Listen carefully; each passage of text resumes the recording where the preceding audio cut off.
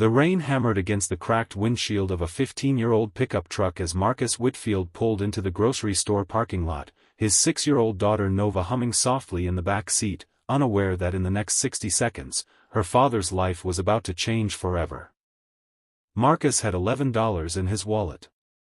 $11 to last until Friday, when his paycheck from the auto shop would finally clear. He'd already decided Nova would eat first, cereal, maybe some fruit if it was on sale, and he would make do with whatever was left. This was the rhythm of his life since his wife passed 2 years ago: stretch every dollar, swallow every fear, and never let his daughter see him break. If this story of quiet kindness moves something in you, hit that like button, drop a comment about a time someone helped you when you least expected it, share this with someone who believes in second chances, and subscribe for more stories of hope and wisdom. As Marcus walked toward the store entrance, he noticed her, an elderly woman huddled beneath the awning, wrapped in a threadbare coat, her silver hair matted from days without shelter.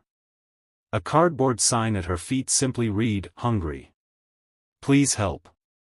Most shoppers hurried past, eyes down, pretending not to see. But Nova tugged at her father's sleeve and whispered, "Daddy, she looks cold like we were last winter." Marcus froze. He remembered that winter too well, the heater broken, blankets piled on Nova's bed while he shivered on the couch. Something in his chest tightened. He only had $11, but he crouched down to the woman's eye level, something almost nobody had done in years, and asked her name. She told him it was Eleanor. He didn't buy himself lunch that day. Instead, he spent $7 of his $11 on a hot sandwich, a bottle of water, and a warm pair of gloves from the discount bin, and pressed them into Eleanor's trembling hands. What Marcus didn't know, what no one in that parking lot could have guessed, was that Eleanor Whitmore had once built one of the largest logistics empires on the East Coast, a company worth hundreds of millions, before grief over her own son's death sent her into a spiral of isolation. She had walked away from mansions and boardrooms years ago, testing the world in disguise, searching for something money could never buy: genuine, unrewarded kindness. Every day for 3 weeks, she had sat outside that same store, watching hundreds of people walk past her like she was invisible. Marcus was the first person who knelt down.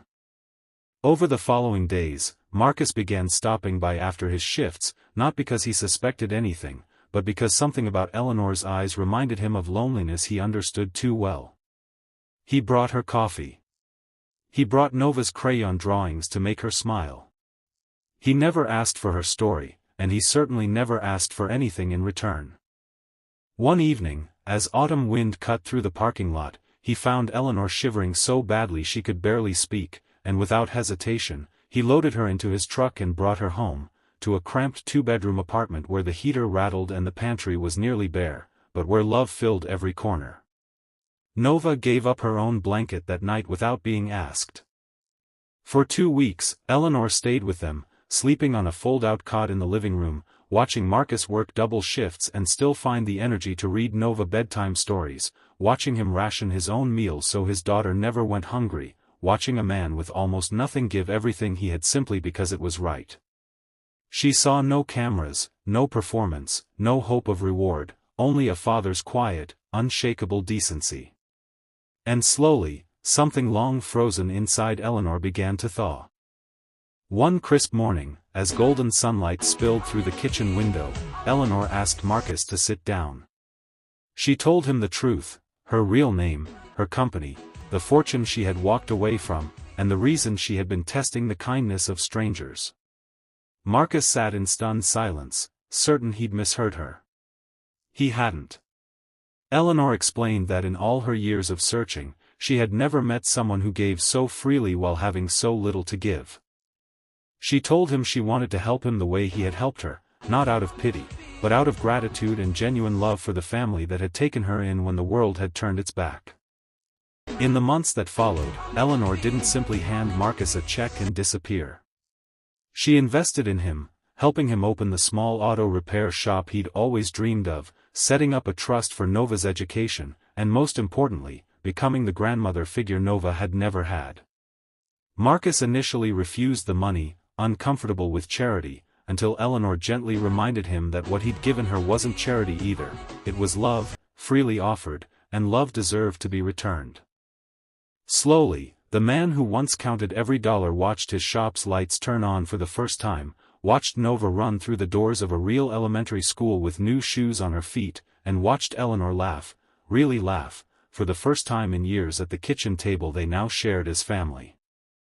If this story touched your heart even a little, please take a moment to like this video, leave a comment sharing your thoughts, and share it with someone who needs a reminder that kindness always finds its way back.